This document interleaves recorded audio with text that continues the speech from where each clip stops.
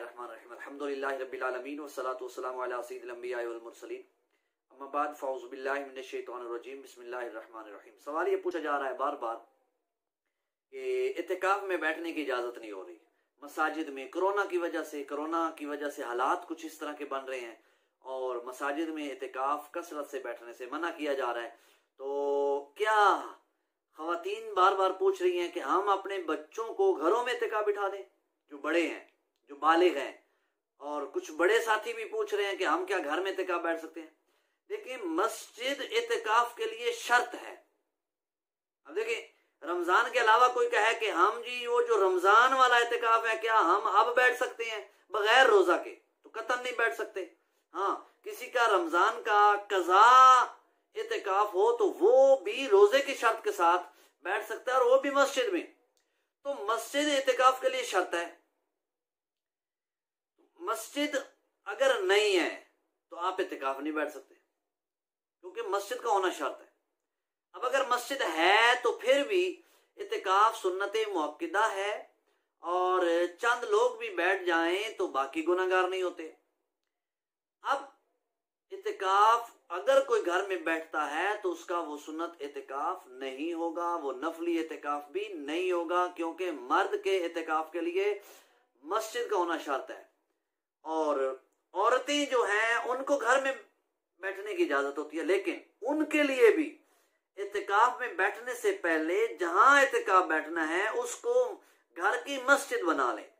पहले घर की मस्जिद बनाएं कि ये हमारे घर की मस्जिद है, ये वो आम मस्जिद नहीं होगी कि बाद में भी उस पर मस्जिद का हुक्म लगेगा, ऐसा नहीं है। वो सिर्फ इतिकाफ के लिए ऐसी जगह का इंतखाब करें कि ये हमारे घर की मस्जिद है, यहाँ पर हम नमाज पढ़ा करेंगी।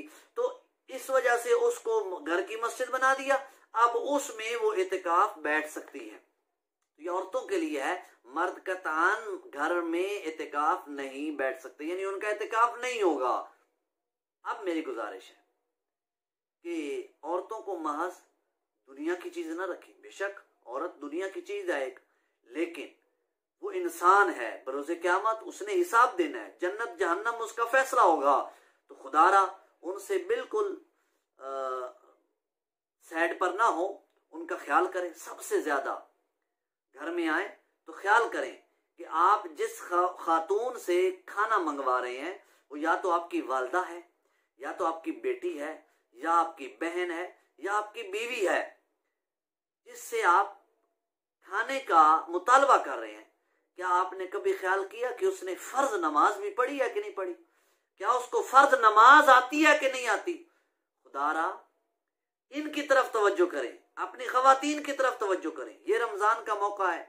अगर आपको कोरोना की वजह से मसाजिद में बैठने नहीं दिया जा रहा इस साल, तो खुदारा अपनी खवातीन को टाइम दें, उनको कहें कि आप लोग इतिकाफ में बैठें, जितना मुमकिन हो सके उनसे इतिकाफ करवाएं। इतिकाफ में बैठकर वो नमाज के मसाइल सीखें, वो नमाज सीखें, वो कुरान सीखें, वो कुरान पढ़ें। उनको एक टाइम मिलेगा फरागत का और वो दीन सीख लेंगी। तो इसलिए ये जो इतिकाफ हर साल बैठते हैं मर्द हजरात, अगर उनको बैठने का मौका नहीं मिल रहा तो वो अपनी खवातीन को मौका फराम करें, उनका ज़हन बनाएं, और आइंदा के लिए भी ख्याल करें कि अगर आपके घर का वो ख्याल करती हैं तो आप उनके ईमान की फिक्र करें, उनको नमाज की तलकीन करें, उनसे पूछें। सबसे पहला काम ये पूछें, भैया आपने नमाज पढ़ी है कि नहीं पढ़ी? लेकिन अफसोस ये है कि हम घर आते हैं, पहला काम हमारा क्या होता है जी? खाना पका है, रोटी पकी है, कुछ खाने पीने को है, ये पूछते हैं। हम उससे ये नहीं पूछते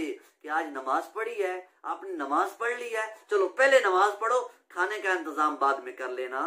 तो खुदारा इस बात की तरफ तवज्जो करें, उनकी नमाज की तरफ तवज्जो करें। वो नमाज पढ़ती है नहीं पढ़ती, उनको आती है कि नहीं आती, उनको कुरान पढ़ना आता है कि नहीं आता, उनकी तालीम कुरान की तरफ तवज्जो करें, उनके फिका के मसाइल सीखने की तरफ तवज्जो करें, उनको किताबें फराहम करें ताकि वो मसाइल सीखें। उनको एक टाइम दें, ये आपकी फरागत का टाइम है, इसमें आप मसाइल सीखें, दीन सीखें। अल्लाह ताला से दुआ है, अल्लाह ताला हमें इस रमजान के बाबरकत घड़ियों में आखिरत को संवारने की तौफीक